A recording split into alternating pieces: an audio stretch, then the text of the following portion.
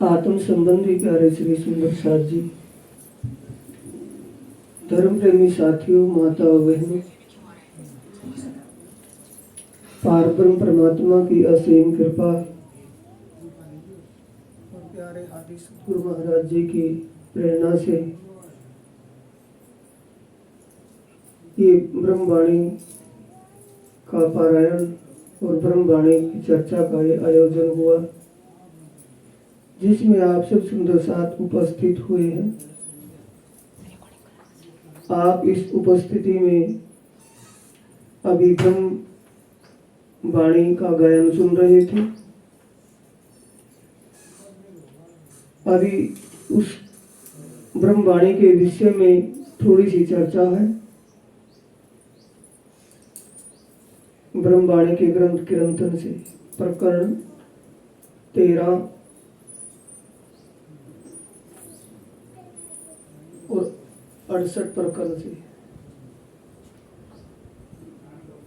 वाणी में आया है।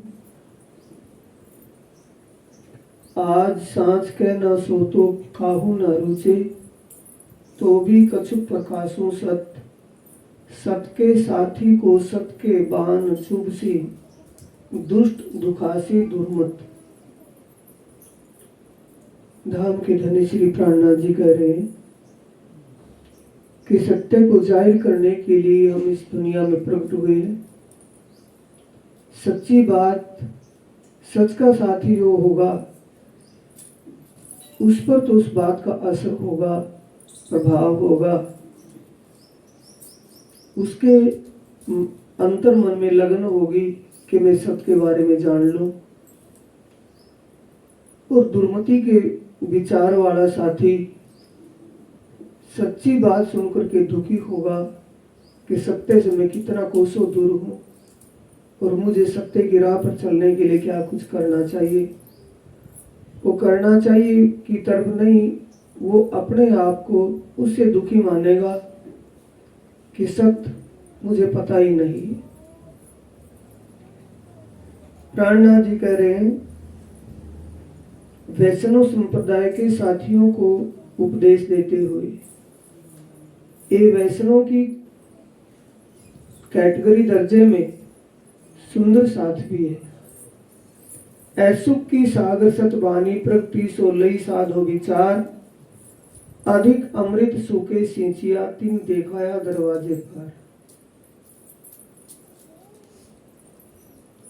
भागवत को भागवत के कथावाचक और श्रोता दुनिया में बहुत है,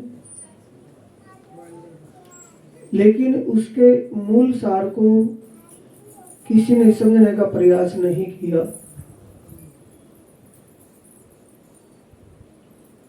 सबसे ज्यादा अमृत में इसको सुखदेव जी ने किया। सुखदेव जी के बाद अनेक आचार्यों में एक आचार्य वल्लभाचार्य जी ने इसका स्पष्टीकरण किया, और वल्लभाचार्य मत के साथ ही उसको ना समझ रहे हो तो ये सुंदर साथ जी एक हिमाकत की बात है। अगर ये ब्रह्मवाणी कुलजुम वाणी सुंदर साथ ही ना समझ पावे और ऊपर से समझदारी का दिखावा करके अपने आप को ही धोखे में डालना है। आए मिलो रे वैष्णो पार की, तुम देखो विचारी सब अंग, टीकावल भी वाणी सुखदेव की, ताके एक अक्षर को न कीजिए भंग। वल्लभाचार्य जी वाणी पारब्रह्म परमात्मा अक्षरातीत के आवेश के द्वारा प्रगटी वाणी है। वाणी निष्कलंक ज्ञान है, किसी प्रकार का भी इसमें कलंक नहीं, निष्कलंक वाणी है। इन्हीं कोई भी इसमें धोखे की बात नहीं है, स्पष्टीकरण है।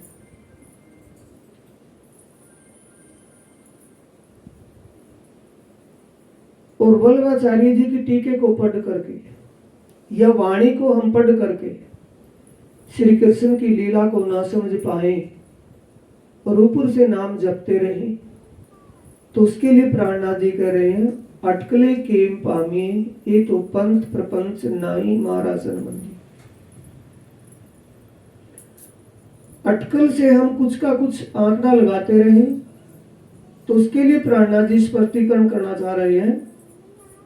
इत वृंदावन रास लीला रात्रि अखंड,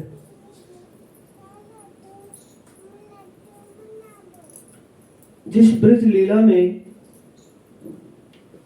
गोपी और कृष्ण की प्रेममयी लीला चली, वो ब्रज में 11 साल 52 दिन लीला हुई। श्री कृष्ण जी का तन 11 साल 52 दिन का हुआ था, जब तक वो प्रेम की लीला बाल अवस्था में वहां चली। गोपियाओं के तनों में जिन गोपियाओं के तनों में परमधाम की आत्मा विराजमान थी, परमधाम की आत्म शक्ति सूरता रूप से विराजमान थी, उनको वो बाल स्वरूप नहीं किशोर स्वरूप और अखंड परमधाम की किशोर लीलाओं के दर्शन करते हुए दिखाई देते थे। अखंड परमधाम की किशोर लीला और वो दिव्य परमधाम का सच्चिदानंदमय स्वरूप किशोर स्वरूप, उस लीला और उस स्वरूप के दर्शन उनको होते थे। वो लीला 11 साल 52 दिन तक चलती रही। 11 साल 52 दिन के बाद पारब्रह्म परमात्मा उन ब्रह्मात्माओं को जो श्री कृष्ण जी के तन में लीला चल रही थी, कर रहे थे, वही स्वरूप बाल स्वरूप से किशोर स्वरूप धारण कर लिया। लेकिन यहाँ नहीं, ये हद का ब्रह्मांड है। बेहद के ब्रह्मांड में हर चीज सीमाबद्ध है, हर चीज लिमिट में है, हर चीज हद में है। मरना जीना, बाल जवानी बुढ़ापा परिवर्तनशील है, हर चीज की सीमा है, लेकिन वो असीम ब्रह्मांड है, अखंड है, बेहद है। वहां ले गए, बांसुरी बजाई, गोपियां ब्रिज में जो बांसुरी सुनी, गोपियाओं ने जो अपने घरों में बांसुरी सुनी, शरीर छोड़ करके निकल पड़ी। जैसे घर से निकली, तड़प में शरीर छोड़ दिया और शरीर छोड़ करके वो सुरता उनकी आत्मा वहीं बेहद मंडल में पहुंची जहां बांसुरी बज रही थी। और इस ब्रह्मांड का प्रलय हो गया, एक कण भी नहीं बचा, सब कुछ प्रलय में लीन हो गया, समाप्त हो गया। वहां रास की लीला रात की है और वो रात की लीला रास की लीला अखंड है। अब तक वहां रात है, दिन नहीं निकला। ये यहां से प्रसंग शुरू होता है। इत वृंदावन रास लीला रात्रि अखंड खेले प्यू गोपी जन। वहां रास विहारी स्वरूप और गोपियां अब भी रास की लीला में रास कर रहे हैं। वो अखंड है, दिन नहीं निकला, रास चल रहा है। तो उद्धव संदेशे किन पर लाइया, कहो किन ने किए रुधन। और यहाँ उद्धव, श्री कृष्ण जी उद्धव को भेजते हैं गोपियाओं के पास ब्रजभूमि में। जैसे उनको संदेश देने के लिए गए, तो गोपियों ने साफ साफ कह दिया कि हमारा जिस प्रीतम से प्रेम है वो हमारे धाम दिल में बसा हुआ है, हमें किसी के संदेश की आवश्यकता नहीं। किसने भिजवाया, जिसने भिजवाया वो संदेश उसका उसी को लौटा दो। ये कहने वाले कौन है और संदेशा किसने भेजा, उसके लिए प्राणनाथ जी कह रहे हैं कि इसको समझना होगा, अटकल से काम नहीं चलेगा। ब्रज लीला अखंड है। ब्रज की लीला करके जैसे ही रास लीला में गए, ब्रह्मांड प्रलय हो गया। ब्रज में जितनी ब्रज भूमि में लीला की थी वो ब्रिज भूमि की लीला अखंड हो गई। वहां अखंड ब्रिज दिन और रात की लीला चल रही है। रात दिन अखंड कहे ब्रिज में, दिन नाही वृंदावन रास। थोड़ा सा विचार करने का प्रसंग है सुंदर साथ जी। चर्चा बिल्कुल छोटी सी है लेकिन समझने की है। ब्रिज की लीला दिन रात की लीला है और बाल स्वरूप की लीला है। 11 साल 52 दिन बाल स्वरूप मानेंगे। 11 साल 52 दिन की लीला बाल स्वरूप की लीला है। वो बाल लीला है ब्रिज की लीला। और रास की लीला किशोर स्वरूप की लीला है। उसमें गोपियाओं के अंग भी किशोर अंग हैं और रास बिहारी श्री कृष्ण जी के का भी अंग किशोर अंग है। और ब्रिज के अंदर बाल स्वरूप है, गोपियाओं का भी बाल स्वरूप है और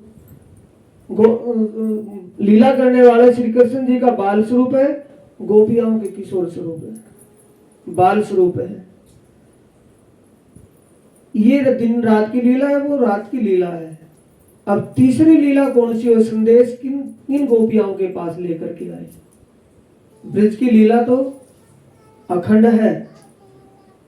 इस ब्रिज में कौन गोपियां थी, इसके लिए प्रगट वाणी में चौपाइयों में आया है। तीसरा इंद नया भया जो अब अक्सर की सूरत का सब, यही सूरत की सब सखिया भई प्रतिबिंब वेद ऋचा जो कही। ये प्रतिबिंब की लीला है, तीसरी लीला। जिस ब्रह्मांड में हम और आप बैठे हैं ऐसा ही ब्रह्मांड पहले था। उस ब्रह्मांड में 11 साल 52 दिन लीला करके ब्रह्मांड को प्रलय कर दिया था और अपनी आत्माओं को रास मंडल में ले गए थे। रास अब तक चल रहा है, दिन ने निकला, रात की रास रात का है। रास की लीला रात में हुई, वो रात अब भी चल रही है। दिन नहीं निकला, वहां रास की लीला भी चल रही है और ब्रिज की लीला भी ब्रिज में हो रही है। तो यहां संदेश किसने भिजवाया और किन के पास भिजवाया और किन्होंने मना किया? वेद ऋचाएं। वेद ऋचाओं के प्रियतम उनके स्वामी कौन थे? तीसरा इंड नया भया जो अब अक्सर की सूरत का सब, यही इंड में श्री कृष्ण जी भय दिन 11 ब्रिज मथुरा रहे। दिन 11 ग्वालाधेश, तीन पर धनी का नहीं आवेश। 11 दिन लीला करने वाले बाल मुकुंद जी की लीला है। बाल मुकुंद की शक्ति 11 दिन लीला करती है। 7 दिन गोकुल में, 4 दिन मथुरा में। 7 दिन गोकुल में जब लीला की तो उस समय 7 दिन लीला करके, जब 7 दिन मथुरा में गोकुल में लीला की तो उस समय उद्धव संदेश लेकर के आते हैं। तो उनके प्रीतम कौन थे जो 11 दिन लीला करके चले गए थे? 11 दिन लीला करके चले गए थे। वो प्रीतम, उनके प्रीतम है 64 कला संपूर्ण बाल मुकुंद। आप बाल मुकुंद मानिए, बाल मुकुंद स्वरूप, बाल मुकुंद की जो शक्ति उस तन में लीला कर रही थी। उन्होंने कहा कि हमारा प्रीतम तो हमारे धाम दिल में है, हमें किसी के संदेश की जरूरत नहीं। संदेश भिजवाने वाले कौन है? भगवान विष्णु। भगवान विष्णु ने जो श्री कृष्ण जी का स्वरूप धारण किया हुआ था, आए जरा संग मथुरा घेरी सही, तब श्री कृष्ण जी को चिंता भई, यो याद करते आए विचार, तब श्री कृष्ण विष्णुमय भय निर्धार। तो वो विष्णुमय हो जाते हैं। 64 कला शक्ति, 16 कला शक्ति, 16 कला विष्णु भगवान शक्ति। तो प्राणनाथ जी कहते हैं जब तक हमें इन तीनों स्वरूप का ज्ञान नहीं होगा तब तक हम अपनी मुक्ति का विचार ही नहीं कर सकते। तब तक अपने तुमको बल जो खुला होता इन वाणी का, तो भटकत नाही भरम। प्राणनाथ जी कह रहे हैं अगर तुम्हें ये वाणी समझ में आ जाती। कौन सी वाणी? ये ब्रह्मवाणी। सुंदर साथ के लिए उदाहरण किसका दे रहे हैं? वैष्णव संप्रदाय का, वैष्णव का। वैष्णव के लिए भी है और सुंदर साथ के लिए भी है। सुंदर साथ के लिए क्यों है कि इस वाणी से, तारतम वाणी से भागवत और इस भव सागर दोनों का स्पष्टीकरण किया हुआ है वाणी से प्राणनाथ जी ने। इत्ते देखो अखंड लीला प्रगट, इत्थे का मतलब इस वाणी से समझिए। अखंड लीला प्रगट तब समझत माया को मरम।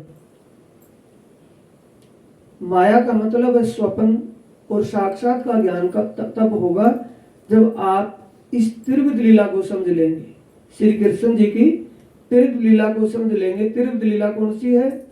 बाल स्वरूप 11 साल 52 दिन पारब्रह्म परमात्मा के आवेश के द्वारा जो लीला हुई। 11 साल 52 दिन के बाद 11 दिन, 7 दिन गोकुल में, 4 दिन मथुरा में, 11 दिन लीला बाल मुकुंद जी की लीला हुई 64 कला की शक्ति की। उसके बाद 11 दिन के बाद 11 दिन कौन से हैं? इस ब्रह्मांड के जो अब जिसमें हम आराप हैं, इस ब्रह्मांड में द्वापर युग था, गोपियां और श्री कृष्ण की लीला थी। वो गोपियां वेद ऋचाएं थी, परमधाम की आत्माएं नहीं थी इस ब्रह्मांड में, वो वेद ऋचाएं थी। और श्री कृष्ण जी वो 16 कला शक्ति बाल मुकुंद जी की शक्ति थी जो उसमें लीला कर रही थी श्री कृष्ण जी के तन में। 11 दिन लीला करके जब वो तो चली गई, शक्ति तो अपने धाम, अपने लोक में चली गई, और उद्धव उनको संदेश देने के लिए, उपदेश देने के लिए आते हैं गोपियाओं को। तो उद्धव किसने भेजे? 11 दिन के बाद चुपाई आती है ना, वो आए जरासन मथुरा घेरी सही, तब श्री कृष्ण जी को अति चिंता भई। यो याद करते आए विचार, तब कृष्ण विष्णु मय भय निर्धार। तब श्री कृष्ण बाल स्वरूप देखते देखते क्या हो गए? चतुर्भुज स्वरूप, 16 कला संपूर्ण। 16 कला संपूर्ण उनको संदेश भेजते हैं, तो संदेश वापिस लौटा दिया, क्योंकि विष्णु भगवान और वेद ऋचाओं का कोई संपर्क नहीं था, उनका कोई संबंध ही नहीं था, निस्बत ही नहीं थी।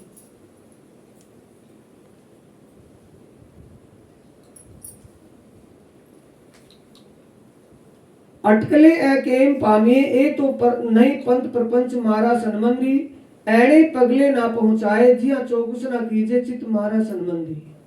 ये मारा संबंधी किसको कह रहे हैं? सुंदर साथ को। ये सुंदर साथ जी, जब तक बात समझ में नहीं आ जाती तब तक आप भ्रम में हैं। भ्रम से निकलने के बाद ही आपको ब्रह्म का साक्षात होगा, आपके जीव का उद्धार होगा। जिया अटकल पिया भ्रांतरी अने भ्रांत तो थाई आड़ी पार, तब तक वो दीवार है। पार जो आए पूर्ण दृष्टे इया रज ना समाय पंपाल। पार जाने के लिए, पार का मतलब भव सागर से पार होने के लिए, कर्म बंधनों से छूटने के लिए, जन्म मरण से छुटकारा पाने के लिए समझ अति आवश्यक है। बात बड़ी है, समझ की ओर है ईमान का काम। साथ जी समझ ऐसी चाहिए जैसे कहा अल्लाह कलाम, जैसे ब्रह्म ज्ञान में लिखा है, शास्त्रों में लिखा है, शास्त्रों के अनुसार, वेद के अनुसार हमारी समझ हो।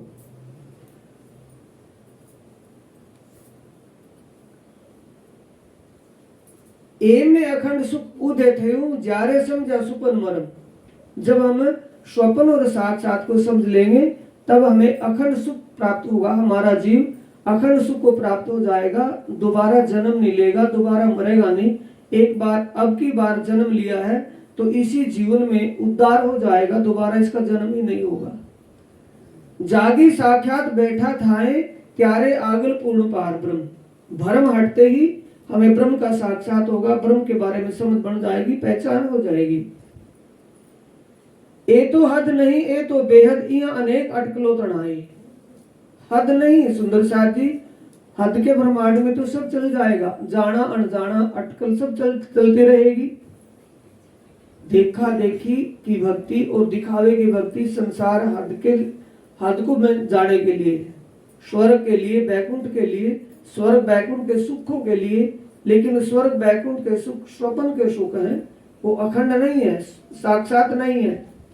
अनेक सूरा संग्राम करे, अनेक उथड़ा जाए, अनेक सूरा संग्राम करे, अनेक उथड़ता जाए। अनेक संत महात्माओं ने, सिद्ध पुरुषों ने कोशिश तो की, लेकिन बैकुंठ से आगे कोई नहीं निकला। कोई आगे निकल भी गया तो शून्य और महाशून्य को पार करके आगे निराकार मंडल पार करके नहीं गया। और आप सहज में बोलते हैं निराकार के पार थे, तीन पार के भी पार। ये ज्ञान, ये बातें आपको निःशुद्ध से मिली। आपका उस अखंड धाम और उस अखंड पार ब्रह्म परमात्मा से मूल संबंध है। उस मूल संबंध के कारण ही आपको ये बातें सुनने को, समझने को मिल रही है। ये आपका सौभाग्य, आपकी निःशुद्ध की बात है, आपके जीव का सौभाग्य है।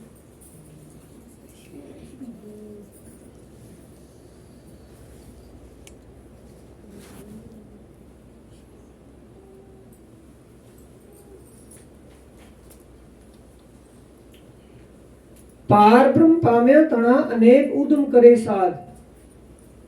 पार ब्रह्म परमात्मा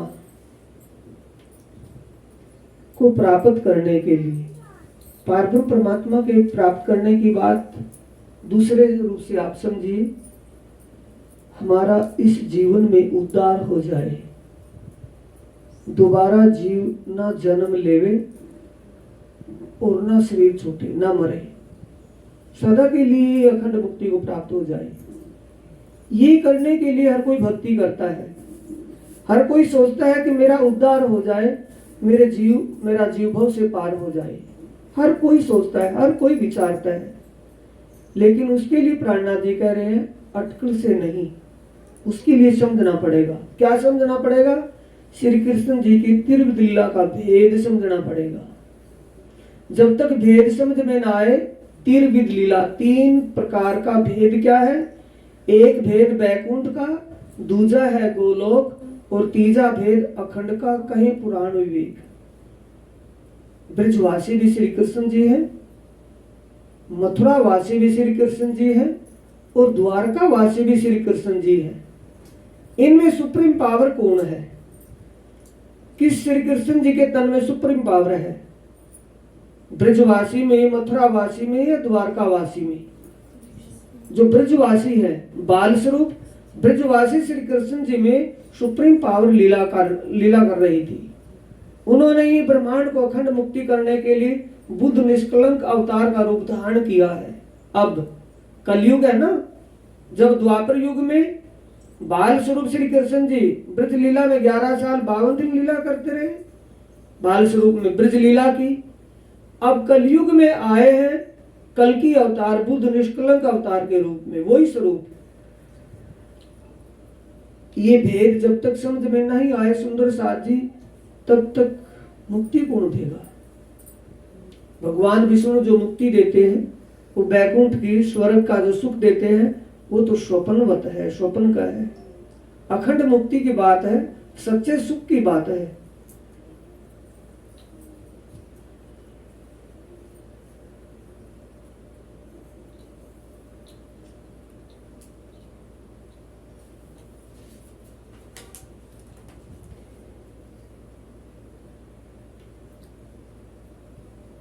सुनने जोयूं घणु शर्म करी, प्यारे नाम धरवाया निगम। यानी किसी भी संत, किसी सिद्ध पुरुष ने ज्यादा से ज्यादा साधना की, भक्ति की, तो शून्य तक पहुंच पाए, निराकार मंडल पार नहीं हो पाए। भगवान नारायण, उसको भगवान विष्णु और भगवान नारायण की आत्मा एक ही है, लीला रूप में दो है। नारायण भगवान के रोम रोम से अनेकों ब्रह्मांड उत्पन्न होते हैं और लय हो जाते हैं, उसका भी भेद उनको नहीं लगा। उससे आगे बेहद मंडल और बेहद से परे दिव्य परम धाम का तो पता ही नहीं था। शास्त्रों में तो संकेत थे, लेकिन शास्त्रों के संकेत को वो बैकुंठ शून्य तक ही घटा लेते थे, उससे आगे नहीं चढ़ पाते थे। वेद सन्मुख चढ़ा जा रे ऊंचा त्यारे मूल हता पाताल। वेद ने स्पष्ट करके कहा है कि हमारे मूल ऊपर है और डाल नीचे है। मूल ऊपर का मतलब दुनिया की पैदाइश पारब्रह्म परमात्मा के हुक्म से, उनके विचारने से है। पारब्रह्म परमात्मा के सत अंग अक्षर ब्रह्म जब दिल में विचारते हैं तो ब्रह्मांडों की रचना होती है। ब्रह्मांडों में सबसे पहले नारायण भगवान प्रकट होते हैं, उसको आदि पुरुष कहते हैं, आदि नारायण कहते हैं, उसी को शेषशाही नारायण कहते हैं। आदि पुरुष आदि नारायण प्रकट होते हैं, उनका वो संकल्प करते हैं एक हम बहु श्याम प्रजायाम, मैं एक हूं बहुत हो जाऊं, तो त्रिदेवा की पैदाइश होती है। भगवान शंकर, भगवान विष्णु और ब्रह्मा जी प्रकट होते हैं। उनको हुक्म होता है सृष्टि रचना करने का, सृष्टि का पालन करने का और सृष्टि का संहार करने का। वो बड़े कार्य में लग जाते हैं। वेदों में स्पष्ट करके बताया कि सबका मालिक इस ब्रह्मांड से परे है, यहां नहीं। हवे वासना हसे जे बेहद तनी ते जागिने जो से निर्धार। जिसकी भी ये ज्ञान, ये बातें समझ में आएगी, आ जाएगी।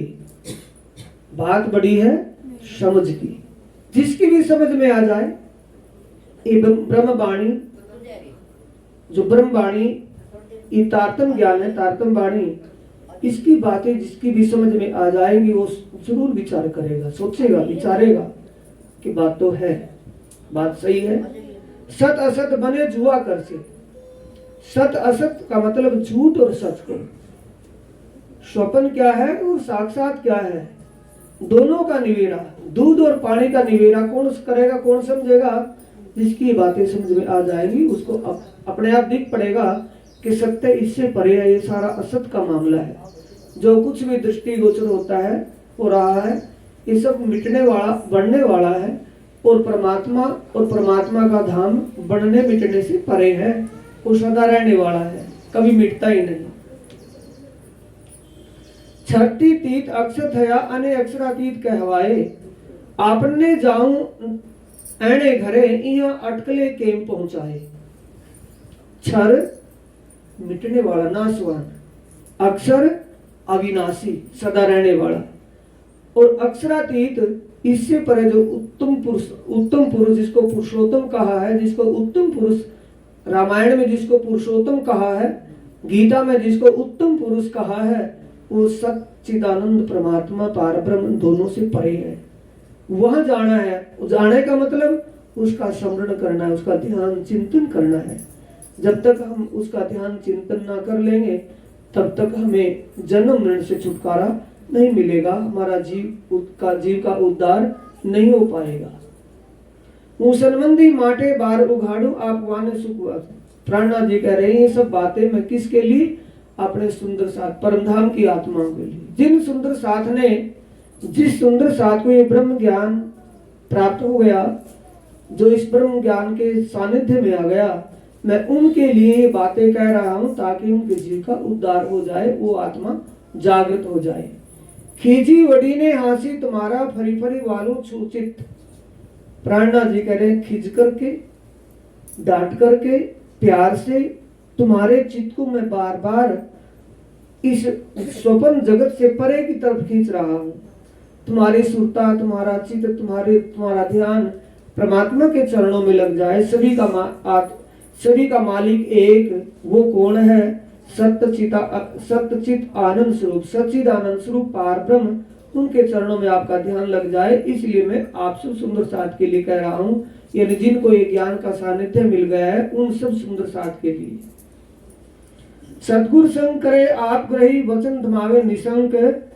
रस थई कस पूरे कसोटी त्यारे आड़ो न आवे प्रपंच। ऐसे में अगर तुम्हें कोई सच्चा सतगुरु मिल जाए तो उनके ज्ञान के प्रकाश में तुम्हारा हृदय प्रकाशित हो जाए, जिससे हर प्रकार से तुम कसौटी में कसे जाए। यानी सत्य को पाने के लिए आप अनेक प्रकार के दुखों को सहन करते हुए, अनेक प्रकार की बाधाओं को पार करके सत्य की तरफ चलते रहें। ऐसा साहस कब मिलेगा? जब हमें कोई सद्गुरु मिल जाए।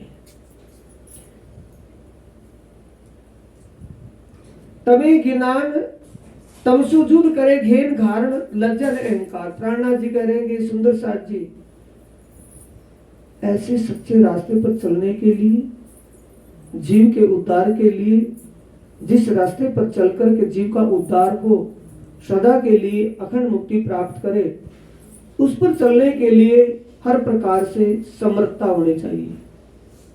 किसी प्रकार का ज्ञान का, धन का, तन का अहम ना हो, विनम्रता और किसी प्रकार की लोक लाज मान मर्यादा ना रहे। किसी भी देखो, प्राचीन अपने अपने सभी घर परिवार में, अपने कुल परिवार में खानदान की परंपराएं, रूढ़वादिताएं जो चलती आ रही है, चली आ रही है, पहले से आ रही है,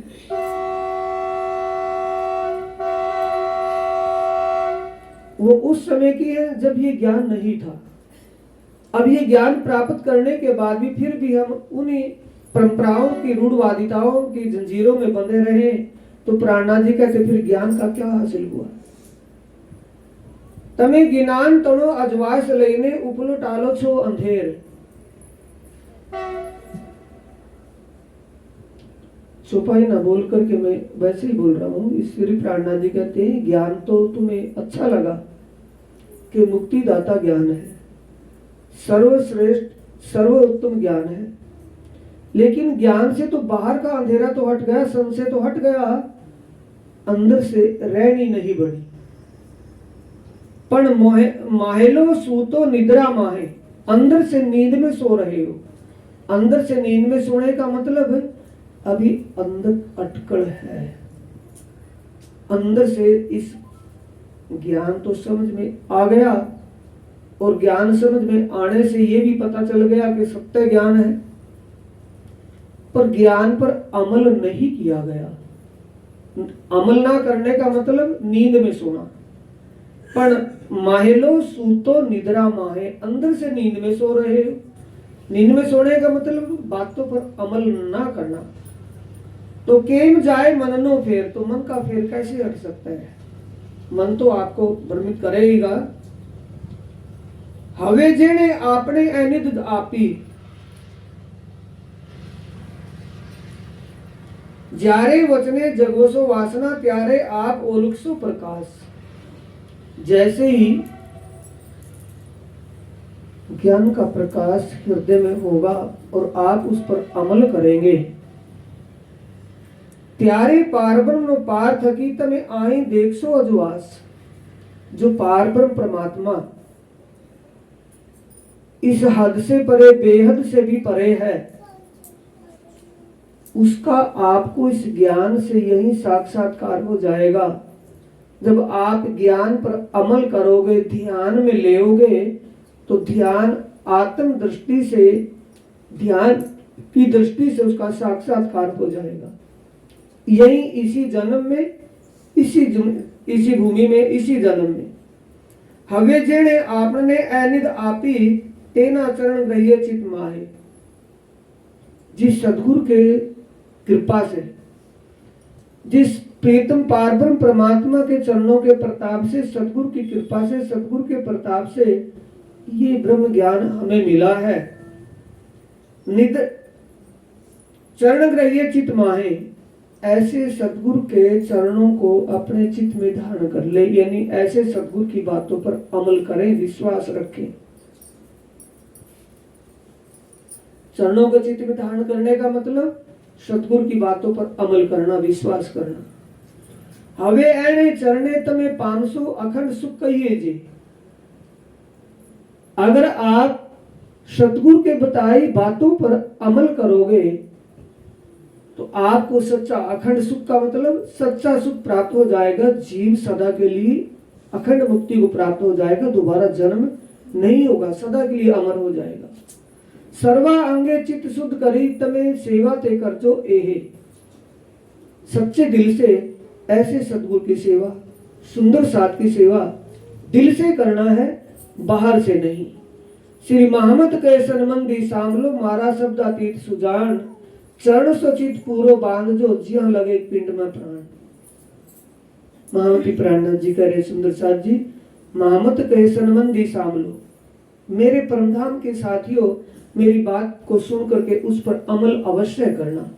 जब तक आपके पिंड में प्राण है इन बातों पर अमल करे रखना, कभी भी ज्ञान से विचलित ना होना, सतगुरु की बातों पर कभी भी अविश्वास ना करना, विश्वास करना है। सतगुरु की बातों पर विश्वास से अमल करना है। जब तक आपके पिंड में प्राण है सतगुरु के चरणों से दूर ना होना। सतगुरु के चरणों से दूर ना होने का मतलब सतगुरु के बताए ज्ञान पर अमल करना, अनसुना नहीं करना। बोलो श्री प्राणनाथ प्यारे की जय, श्री सतगुरु महाराज की जय। सुंदर साहब जी पारायण पाठ चला हुआ था, अब इसकी पूर्णावृत्ति है।